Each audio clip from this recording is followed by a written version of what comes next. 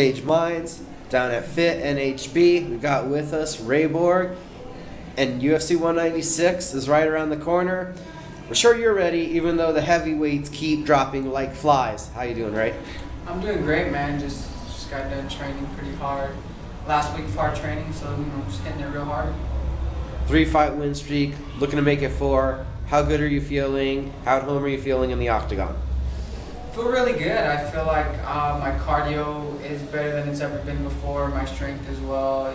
Being with Jared Savejo at Athlete Ready, I feel very strong, and I'm going in there to make it 4 in a row and make a statement.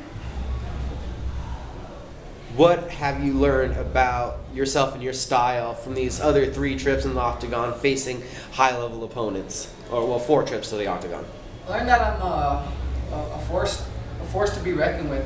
Not to be too big-headed or too strong on myself, but I feel like if anybody's going to give Demetrius a good run, it's going to be me, and I'm not in there to give him a good run. I'm in there to beat him, but that's not the case right now. I have Scoggins ahead of me.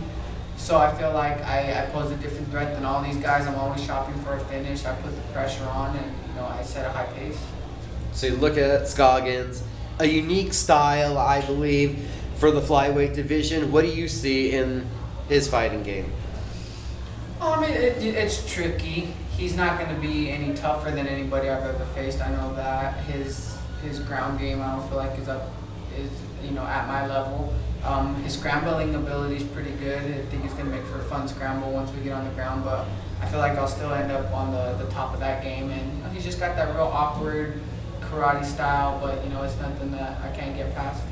It's somewhat awkward, so what have you taken note of, really? Is it his footwork, or is it, what is it to combat that front leg, because he likes to use a lot of those kicks, and obviously he's going to be trying to keep you at distance. Yeah, that's all it is. He's an exciting fighter, and he's game, but he's not a real pressure forward style. So we've been making sure that we learn, we're putting the pressure on him, but without running in and running into those side kicks and those hooking heel kicks. So it's just putting the pressure on, keeping our feet moving the whole time. And then the flyweights, I gotta say, I think you guys have been getting no love recently. This weekend we got UFC on Fox 18, and Dustin Ortiz, Wilson Hayes are fighting. It's a top 10 fight, and they're pretty far down the card. So what is it going to take to get recognition for your division and then for yourself? It's just because, MMA is full of more of your casual fans rather than your hardcore fans. Like, your hardcore fans appreciate all the ground game, they appreciate all the technique, and they love to see that. But unfortunately, there's more casual fans than there are hardcore fans, so they want to see your typical fucking punch each other in the nose until it's broken through your skull type dumb stuff. So it's like, it's hard for people to comprehend how technical flyweights are. We're so technical, we're so fast, and sometimes it's just too much for the casual fan's mind to keep up with. So, unless a lot of us are just gonna start knocking dudes out or fighting like John Lineker every fight, then it's that's probably what it's gonna take. But I don't know, maybe Demetrius being out of the picture might help us out. Who knows? A fresh face, possibly. Yeah, I think that's what they're looking for. Is they're looking for fresh faces in the top 10, especially. Top 10, especially the top 5, is so stale. It's been the same dudes for like 2 years. So that's where I feel like I'm going to come into play and, shake things up in the top 10. And with the matchup with Scoggins, do you feel that this is a tough enough opponent? Are you climbing that ladder still? Because we've known in the rankings through social media, you were looking for that fight around Wilson Hess. You guys were 8, 9, 10 in that mix. Yeah, I still think it's going to be a fight that moved me forward. Hell, when I fought Herrera and Kalidas, they both moved me forward. I feel like Scoggins is a more notable opponent. He's fought tougher guys. He's a tougher guy himself. So I thought he was ranked for a little while, and I think he just dropped out of the rankings super fast before he even had the chance to fight. So, I feel like he's a very, very game opponent, and an opponent that can definitely, move my stock up. You talked about using the more technical, game plan aspect, taking advantage of your grappling. So how long has it taken you to get into that aspect with your MMA game? From the kid that was like, dude, I ran out the gate and threw a flying knee my first amateur fight. It's just getting comfortable. So, I have this I don't know if what you want to call it, but I have to be comfortable for certain things. I mean, it could be sparking a conversation with random people, bringing out my personality. It's just all about being comfortable for me. The same thing applies to fighting for me.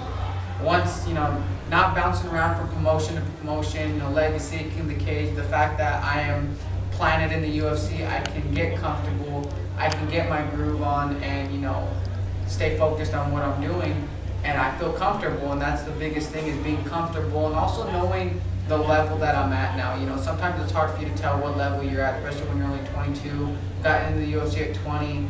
It's hard to tell really, whether or not how high of a level you are, and then once you find that out, then it all starts to unfold. We've mentioned Demetrius already in these interviews. Talked about how young you are, all this time to grow. So what are some smaller goals right now still to achieve throughout the year?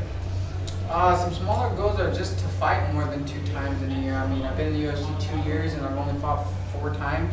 I mean, so it's not, I guess you could say it's something that's really hard for it to be actually realistic, considering where the flyweights are right now, and that, everybody's having a hard time getting booked. It's not just me, everybody's having a hard time getting booked. So, my short-term goal would be at least fight at least 3 times this year, more than twice, start moving up the rankings, and, hopefully, cracking that top 5 before the year end. And then we know you're a big part of the team down here. One of the things that MMA also has going on is the sponsorship thing. So I'm going to talk about the team real quick, and I want to get your thoughts on Reebok. So the team, who's the guy you've been, helping you out here the most that we need to keep an eye out for? Or even, that you've seen around that the MMA world needs to keep an eye out for? The name from around Fit. I mean, if it's someone who's kind of helped me grow as a person, that someone needs to watch out for and someone needs to really keep their eye out for is Tim Sosa. Even though Tim Sosa's had a rough start to his pro career, I mean, he's advanced leaps and bounds compared to what he was when he made his pro debut, and he's someone who can really come up the rankings super fast and start to make a name for himself. But also, even though he's not very much in the fight game right now, Frank Baca, without him, he was my main mentor coming into this whole fight game in Albuquerque. So, I have him to thank for a lot of it.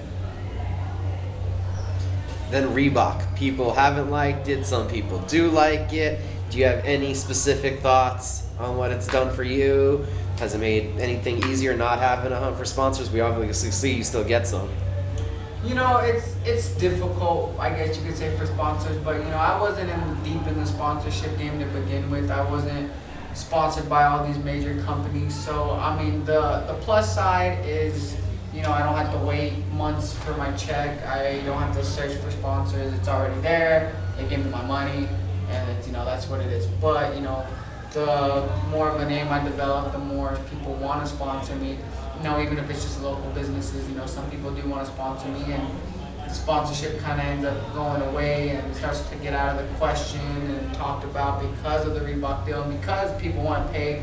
When they pay for sponsorship, they want that big time advertisement, not just social media. So it takes effect, but it's hard to complain about it because I'm getting paid about what I was getting paid when I was with regular sponsors, and also, it's only been a little bit, even though it doesn't look good, fans don't like it, fighters don't like it. It's hard to really judge it right now because it hasn't had time to grow yet. So once it has time to grow and develop into what it could possibly be, then that's when we can start making judgments on whether or not it's good.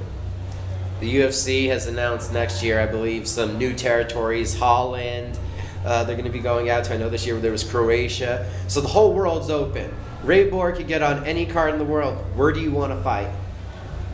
I don't really care. I mean, I did another interview today where they were asking me about, fighting in Vegas, what I thought about fighting in Vegas because it's the fight capital of the world or whatnot. I mean, I don't go into any city as a tourist.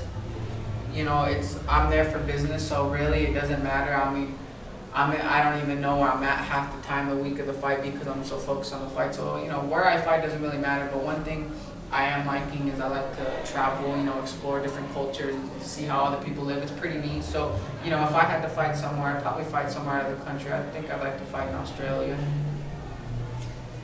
Can't wait to see UFC 196. We got to thank you for the time. You got a shout out to anybody?